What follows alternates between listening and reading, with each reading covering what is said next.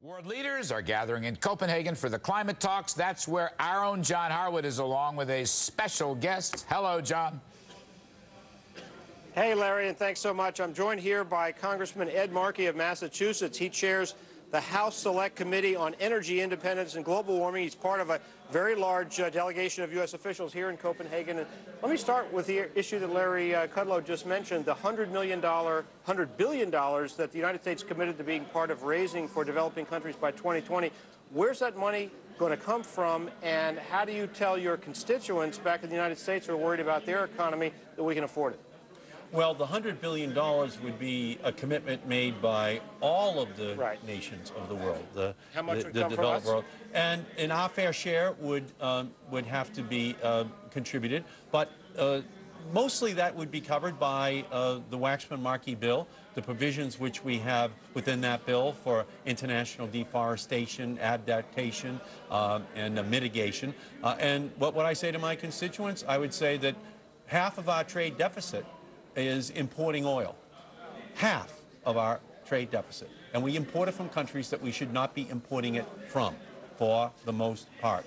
And it costs us $350 billion a year. We need a new energy technology revolution in the United States so that we back out that oil from OPEC and we don't allow made in China to substitute for it. So this is our opportunity to finally say to the American people, we're going to get serious about this 60% of the oil which we import. We've got a new NBC Wall Street Journal poll out this week that suggests that you all have made some progress in persuading the American public that to the extent global warming exists, it is created by human actions, majority saying they believe that's the case. On the other hand, you have a majority who are not convinced that the United States ought to adopt big, expensive solutions. How do you persuade people who may think that global warming exists but aren't sure it's worth the money that it would take to mitigate it, that it is worth the money? Well, the largest tax on the American people is the one that's imposed by the Saudi Arabians and ExxonMobil. We had a recession in 73, 74. Oil increase. 79, 80, 81. Oil increase. 91, 92. Oil increase. $144 a barrel oil last year created the recession that we're in right now. That's the real tax on the American people. For a very small investment, we can make our own energy here in the United States. That's the message to them. It will resonate because it deals with national security and economic issues, and in the balance, also solves the problem of global warming. Let me ask you a political question domestically.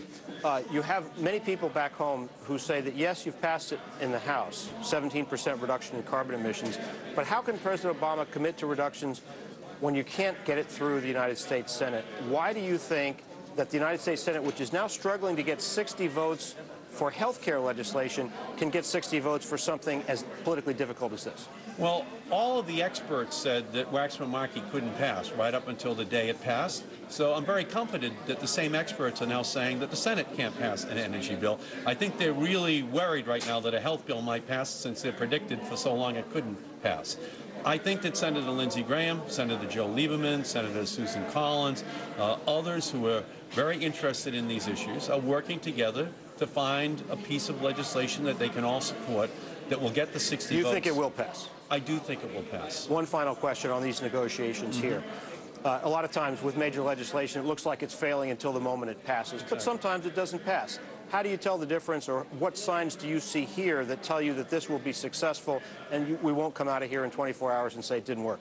This reminds me a lot of 1986 in Reykjavik, where Reagan and Gorbachev are finally in the room, and Reagan wants a deal. He wants to solve the problem. So doesn't Gorbachev. We saw Reagan's advisors trying to pull him out of the room, not to get a deal. I think that's going to happen here. I think when the environmental ministers are in the back seat and the leaders of these countries are in the front seat tomorrow and the next day, that they will find the solution. Mr. Chairman, thanks so much for being with us.